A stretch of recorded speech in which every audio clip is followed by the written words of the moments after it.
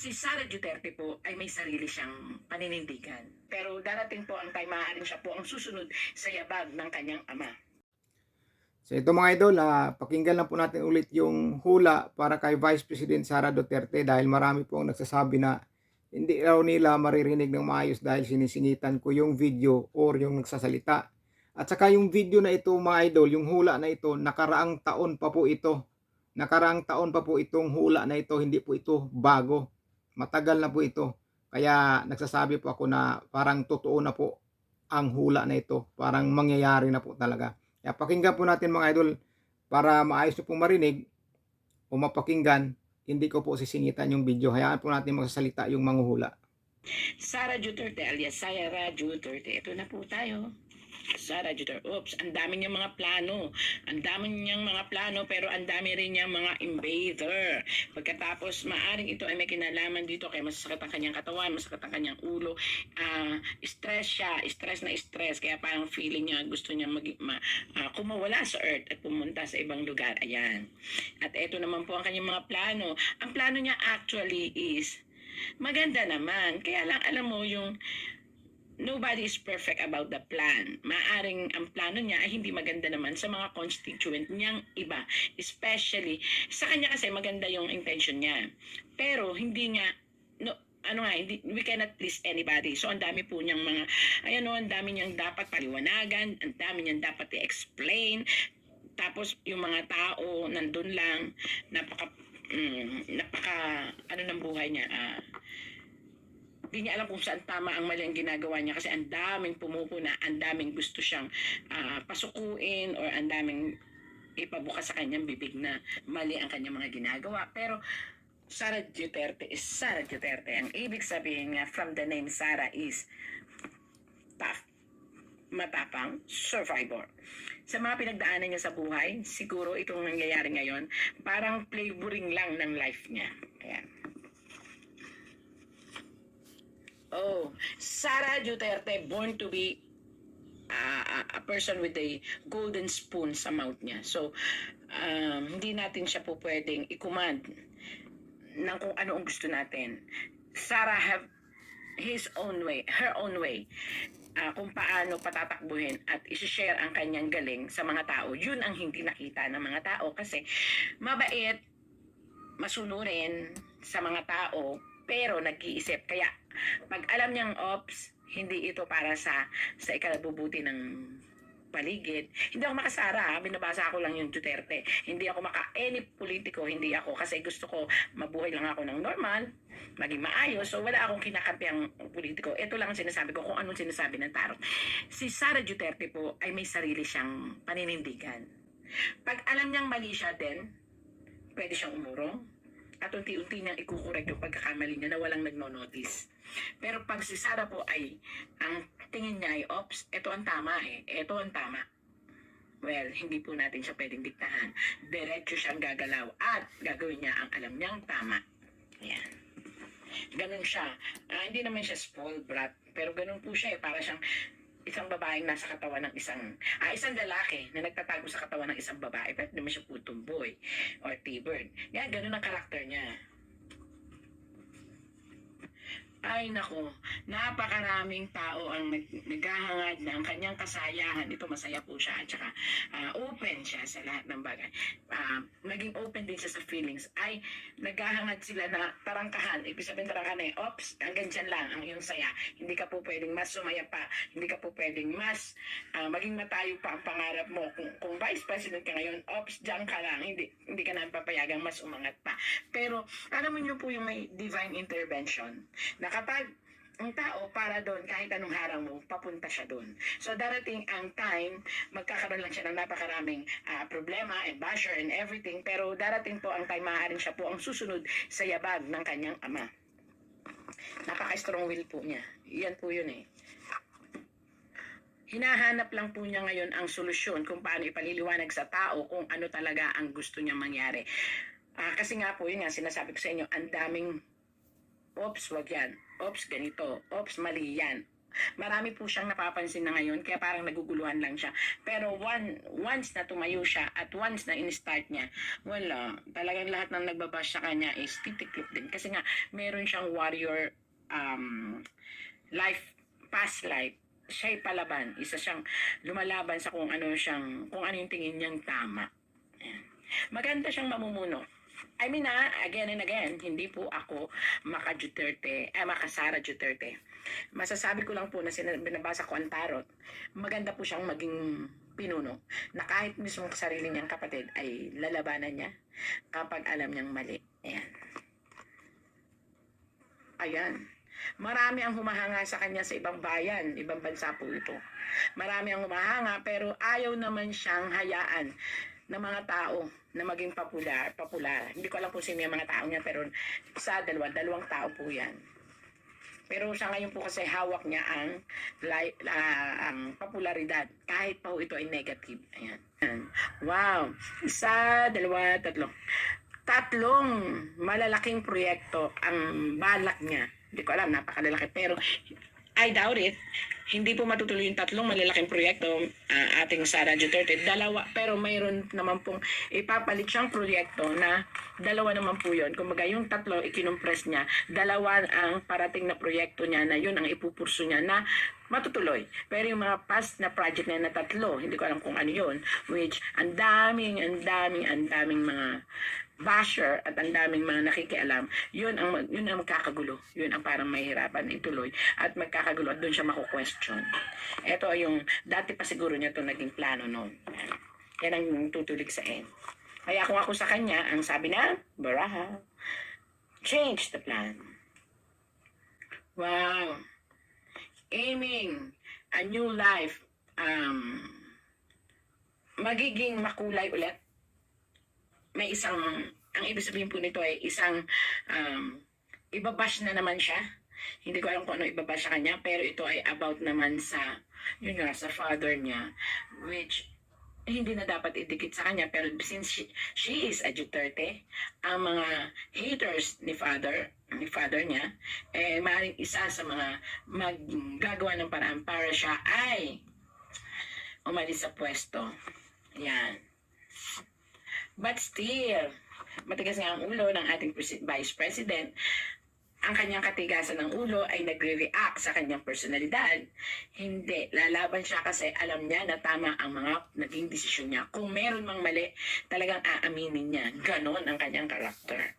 Galing Hindi ako pero she is born to be a politician. Even she don't want. Siya ay talagang isang politiko kahit ayaw niya. At ang kanyang kapalaran ay mas yayabong pa.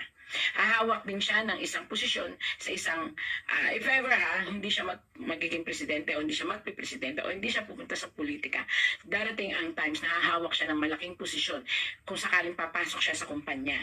Kung sakali namang magkakaroon siya ng isang negosyo, magiging top siya. So talagang yun ang kapalaran ng ating Vice President. So let it be. Marami man daw struggle is coming into a success one pa rin siya. May mga tao talagang ganun. But look at this one. Sometimes ayaw na niya. Sometimes gusto na niyang sumuko.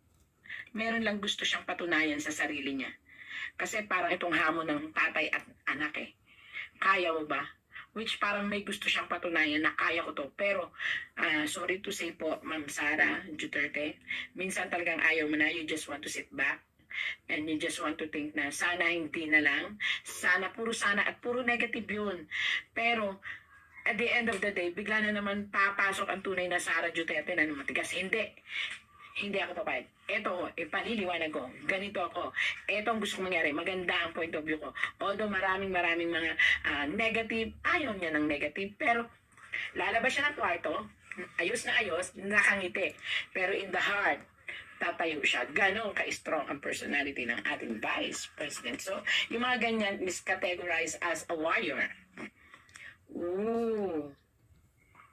Dadating ang time, magdadalawang isip ito kung itutuloy ito sa pagka-presidente ang kanyang upuan, or another is bababa siya, bababa siya bilang isang governor or something, or mayor or something, or iaangat niya ang level ng kanyang kandidatura pagdating ng panahon into a president. So, let's wait. Siya pa rin ang magde-decide. Wow! Para po sa lahat, hindi naman talaga perfecto ang mga tao, di ba? Pero nasa linya po niya talaga ang mamuno.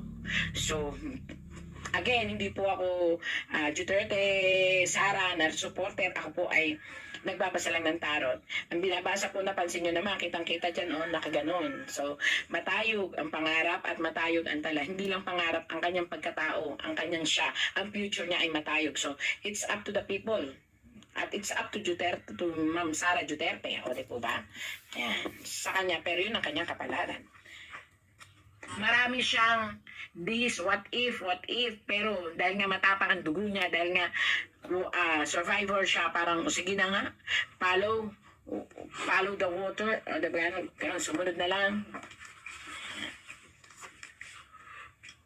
Pero si Sara Duterte, siya yung tipo ng presidente na tinitimbang din niya ang mga bagay-bagay. Vice President na, siya ang Vice President na tinitimbang din niya ang mga bagay-bagay. At sabi ko nga sa inyo, alam niyang umupo pag alam niyang mali ang kanyang ginagawa. At alam niyang i-correct. Pero kapag tama siya, sasaludo, may espada siya. I will fight for it. Ang justice, pagsasamahin ko, pag-aaralan ko, pero patutunayan kung tama ang mga ginagawa ko.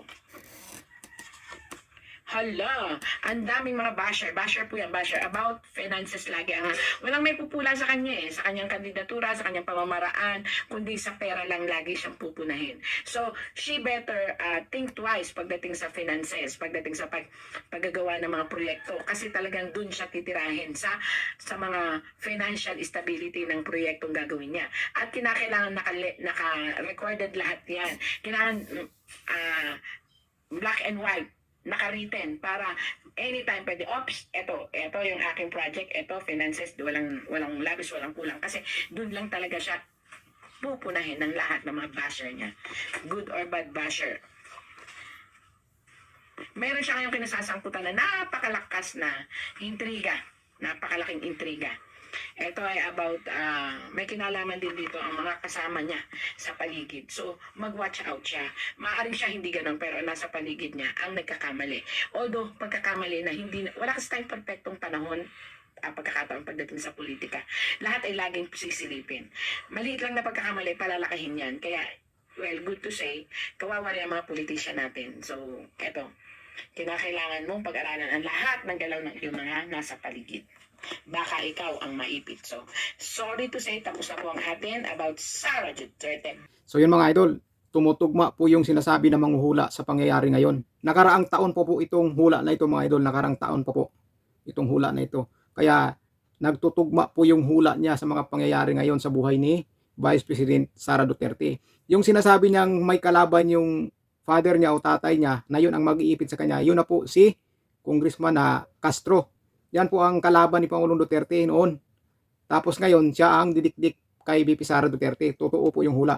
Tapos yung financial naman po na sinisilip siya, totoo din po, nangyayari na rin po yan sa confidential fund ni VP Sara. Sa financial po, pera. Sinisilip sa pera, pero sa trabaho. Hindi sa inaano dahil yung pera talaga ang inaakusa sa kanya na mga ginagawa daw niyang mali. Pero may record po ang kuha na nasa tama po ang paggasta ng pera ng OVP. Kaya alam naman po natin mga idol na yung ginagawa nila, gusto lang talaga nila pabagsakin ang ating Vice Presidente. Pero palaban po si Vice Presidente Sara Duterte, hindi po yan magpapatalo dahil alam niya nasa tama po siya at nasa mali yung mga gumagawa ng kasalanan para sa kanya. Kaya laban lang VP Sara, darating din ang panahon na ikaw na ang mamuno sa bansa at sana nga ikaw na nga. Dahil ikaw na lang po ang tanging pag-asa sa bansa natin. Dahil napakarami na pong buaya ngayon. Dahil kontra ka sa mga buaya, yung mga buaya naman ngayon, iniipit ka, pinagkaisahan ka para mawala sa kanila yung hadlang sa kanilang mga ginagawa. Napakarami na po talagang buaya ngayon. Kaya ikaw kapag kinukontra mo mga buaya, iipitin kanila. Kaya yan ang ginagawa nila kay VP Sara dahil si VP Sara po talaga ang tinik sa kanila dahil haharangin yung mga ginagawa nila. Talagang pipigilan yung ginagawa nila hanggat nandyan si VP Sara. Kaya sana itong hula na to sa dulo-dulo magiging totoo na magiging presidente po siya, magiging pangulo po siya. Para yung mga buaya sa Pilipinas, haharbisin na niya yan. Haharbisin na yung VP Sara yan.